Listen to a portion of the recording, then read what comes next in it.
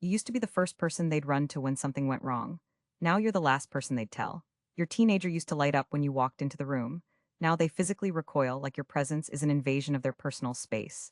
You ask how their day was, and they look at you like you just asked them to explain quantum physics in interpretive dance. Something shifted. You can't pinpoint when. But somewhere between elementary school and now, you became the enemy. The person they hide from, the parent they tolerate rather than trust. And here's what makes it unbearable. You have no idea what you did wrong. In this video, I'm going to walk you through the 7 ways parents unknowingly push their teenagers away.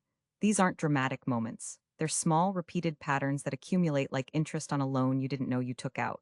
And by the time you realize what's happening, the debt feels insurmountable. The distance feels permanent, but it doesn't have to be.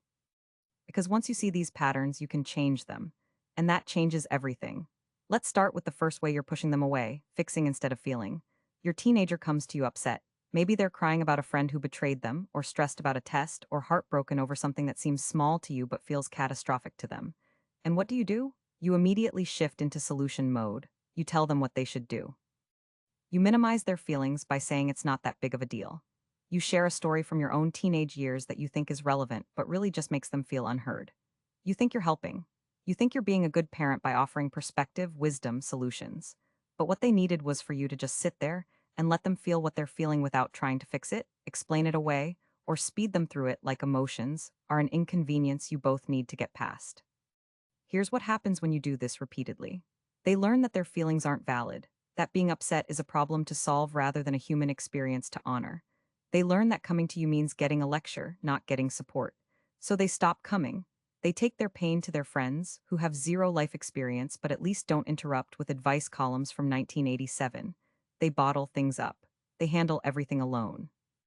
And you stand there wondering why they never talk to you anymore, completely oblivious to the fact that every time they tried, you shut them down by trying to fix them.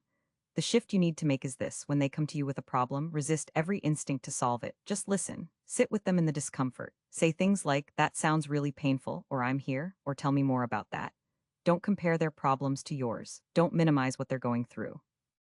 Don't offer solutions unless they specifically ask for them, because what they need isn't your wisdom, it's your presence.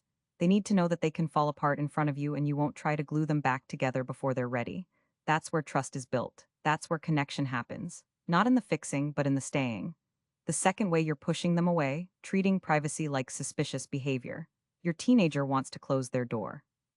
They don't want to tell you every detail of their conversation with their friends. They password protect their phone. They have parts of their life that are just theirs. And you interpret all of this as secrecy, as hiding something, as evidence that they're up to no good. So you push harder. You demand access to their phone. You read their texts. You interrogate their friends. You treat normal developmental needs for privacy like they're running a criminal enterprise out of their bedroom. Here's what this does. It tells them you don't trust them. It tells them that in order to have a relationship with you, they have to sacrifice their autonomy, their boundaries, their sense of self. It creates a dynamic where they're not a person, they're a suspect. And nobody wants to be close to someone who treats them like they're constantly under investigation. So they hide more, not because they're doing anything wrong, but because they need space to figure out who they are separate from you. And when you refuse to give them that space, when you surveil them like they're a national security threat, you're not protecting them, you're suffocating them. Some parents justify this by saying, "I'm responsible for them, I need to know what's going on." And sure, there's a difference between appropriate oversight and invasive control. But if you can't tell the difference, if you think reading their diary is good parenting, you're not keeping them safe. You're teaching them that love looks like control. That relationships require surrendering privacy, that they can't be trusted. And those lessons will follow them into every relationship they have for the rest of their lives. Here's what you do instead. Give them age-appropriate privacy. Let them have a space that's theirs. Trust them until they give you a concrete reason not to. And if you're worried about something specific, talk to them directly instead of going through their stuff like you're the NSA, because the goal isn't to know everything. It's to raise a kid who feels safe enough to tell you the important things. And they'll never feel that safe if you're constantly violating their boundaries in the name of protection. The third way you're pushing them away, making everything about performance. Every conversation somehow circles back to grades, achievements, future plans, productivity. You ask about school, but really you're asking about their GPA. You ask about their hobbies, but really you're wondering if it'll look good on a college application. You can't just enjoy who they are right now because you're too worried about who they're becoming. Every interaction has this undercurrent of evaluation. Are they doing enough, trying hard enough, becoming successful enough? And your teenager feels it. They feel like they're not a person to you. They're a project, a resume you're building, a reflection of your parenting that needs to be impressive enough to prove you did a good job. Here's the damage this causes. They start believing their worth is tied to their achievements. That love is conditional on performance, that they're only valuable when they're producing something impressive. Some kids respond by becoming perfectionists, driving themselves into the ground trying to earn your approval. Others give up entirely, figuring if they're never going to be good enough, why bother trying? Both groups learn the same devastating lesson. I am what I accomplish, and if I'm not accomplishing enough, I'm not enough. Years from now, they'll struggle with rest. They'll feel guilty for taking breaks. They'll burn out repeatedly because they never learned that their value exists separate from their productivity. They'll chase achievement after achievement, waiting to finally feel worthy, but the finish line keeps moving because the problem was never their accomplishments. The problem was that they learned love is something you earn rather than something you are. Here's the shift. Start noticing them, not just their achievements. Comment on their character, their kindness, their humor, the way they showed up for a friend. Ask about things that have nothing to do with performance. What made them laugh today? What are they curious about? What do they think about something happening in the world? Show them that you're interested in who they are, not just what they're doing. Because when they know they're loved for existing, not for performing, they'll actually perform better. But more importantly, they'll be healthier, happier humans who don't measure their worth by their resume. The fourth way you're pushing them away, using guilt as a weapon. When they don't do what you want, you hit them with the guilt. After everything I've done for you, I sacrificed so much to give you this life. You have no idea how hard I worked to provide for you. You're not having a conversation. You're presenting an itemized bill for parenting and demanding payment in the form of compliance, gratitude, and obedience. Here's what guilt does. It poisons the relationship, because now every interaction is a transaction. You did something for them, so they owe you. They can't just be your kid. They have to be your debtor, constantly trying to repay a loan they never asked for. Some kids become people pleasers, sacrificing their own needs and wants to avoid your disappointment. Others become resentful, pulling away because being around you feels like carrying a weight they didn't sign up for. Either way, they learn that love comes with strings attached. That relationships are about obligation, not connection. That they're a burden who should be grateful for the basic care every child deserves. The truth is, you chose to be a parent.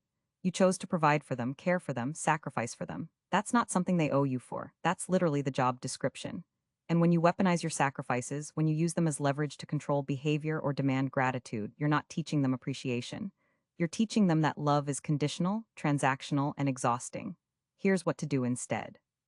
Stop keeping score. Parent because you love them, not because you expect repayment. If you're feeling unappreciated, that's valid, but address it directly. Say, I feel unappreciated when this happens. I'd like more acknowledgement. Don't build a case file of everything you've ever done and present it during an argument. Because the relationship you want, the closeness you're craving, can't exist in a dynamic where one person is constantly indebted to the other. The fifth way you're pushing them away, dismissing their problems as drama. They come to you upset about something, a fight with a friend, a bad grade, something that happened at school, and you respond with some version of, you think that's bad? Wait until you're an adult. Or this is nothing. Real problems are bills and mortgages. Or the absolute worst, you're being dramatic. You think you're giving them perspective, teaching them resilience, showing them that their problems are small in the grand scheme of things. But what they hear is, your feelings don't matter, your experiences aren't valid, you're overreacting, and I don't have time for this. Here's the thing about teenage problems. They might seem small to you because you have the perspective of age and experience, but to them, these problems are their entire world. They don't have your context. They don't have decades of life to compare this to. All they have is right now, and right now, this thing feels massive.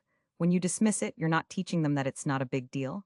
You're teaching them that they can't trust their own feelings, that they're too sensitive, that they should handle things alone because coming to you means being told they're overreacting. So they stop coming to you. They learn to minimize their own pain. They develop this internal voice that sounds like you, telling them to stop being dramatic, to toughen up, to get over it. And that voice follows them into adulthood, making it hard for them to advocate for themselves, set boundaries, or recognize when something is genuinely wrong because they've been trained to dismiss their own feelings. Here's the shift. Stop comparing their problems to yours. Stop ranking pain like it's a competition. When they come to you upset, meet them where they are. Validate that this is hard for them right now. You can acknowledge their feelings without agreeing that the situation is catastrophic. You can say, I can see this is really bothering you. That makes sense. You can hold space for their emotions without minimizing them, because the goal isn't to teach them that their problems aren't real. It's to teach them that they can handle hard things and they don't have to handle them alone. The sixth way you're pushing them away, being inconsistent. One day you're the cool parent who lets things slide. The next day you're coming down hard on them for the same behavior. They never know which version of you they're going to get. Your mood determines the rules. Your stress level determines the consequences, and they're left walking on eggshells, trying to predict which parent is going to show up today. Here's what inconsistency does. It creates anxiety. They can't relax around you because they don't know what's safe. They can't trust you because your reactions are unpredictable. They learn to read your moods, adjust their behavior based on your emotional state, and essentially parent you by managing your feelings so they can avoid your anger. This is exhausting. It's unfair. And it teaches them that relationships are unstable, that people can't be counted on, that love is conditional on factors outside their control. Some kids respond by becoming hypervigilant, constantly scanning for signs of your mood so they can adjust accordingly. Others shut down entirely, figuring if they can't predict you, they might as well not try. Both groups end up feeling unsafe. And when kids don't feel safe with their parents, they don't open up. They don't connect. They protect themselves by keeping you at a distance. Here's what you need to do. Be consistent. If something is a rule, it's always a rule, regardless of your mood. If a consequence is appropriate, it's appropriate every time, not just when you're already frustrated. Your teenager needs to know what to expect from you. They need stability. They need to know that your love and your boundaries aren't dependent on whether you had a good day at work. Get your own emotional regulation under control. Don't make them responsible for managing your moods. Show up as the same parent every day, predictable and steady. That's where safety lives, and safety is the foundation of everything else.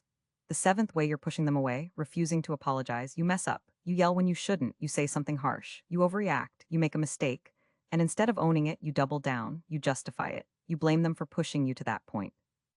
Or you just pretend it didn't happen and move on like nothing's wrong. Because somewhere along the way, you got the idea that apologizing to your kid undermines your authority, makes you look weak, or admits that you're not a perfect parent. But here's what refusing to apologize actually does. It teaches them that people in power don't have to take responsibility for their actions. That might makes right. That when someone hurts them, they should just accept it and move on. It tells them their feelings don't matter enough to warrant an apology, that they're not deserving of basic respect and accountability. And it destroys trust. Because if you can't admit when you're wrong, if you can't take responsibility for your impact, how can they trust you with anything real? Some kids internalize this. They learn to accept mistreatment without expecting accountability. They grow up staying in relationships where they're hurt repeatedly because that's what love looked like at home. Others become people who can't apologize either, repeating the same pattern with their own relationships, unable to be vulnerable enough to admit fault. Here's the truth. Apologizing doesn't undermine your authority. It models accountability. It shows them what healthy relationships look like. It teaches them that everyone makes mistakes and the measure of character is what you do after. When you mess up, own it. Say, "I'm sorry I yelled. That wasn't okay. You didn't deserve that." Say, "I was wrong about this. I should have listened to you." Say, "I'm working on being better at this." Your teenager doesn't need you to be perfect. They need you to be real. And real people apologize when they hurt someone, especially when that someone is their kid. If you're reading this and recognizing yourself in these patterns, take a breath. You're not a bad parent. You're a human parent doing your best with the tools you have. But now you have new information. Now you can choose differently. You can start today. You can apologize for past mistakes. You can change your approach. You can rebuild what's been damaged. It's not too late. Your teenager is still there, still hoping that you'll see them, still wanting connection even if they've built walls to protect themselves from more hurt. When you show up differently, when you stop pushing them away and start pulling them close, those walls can come down. The relationship you're aching for is possible. But it requires you to look honestly at what's not working and be brave enough to change it. That's the hardest part. That's also the part that saves everything.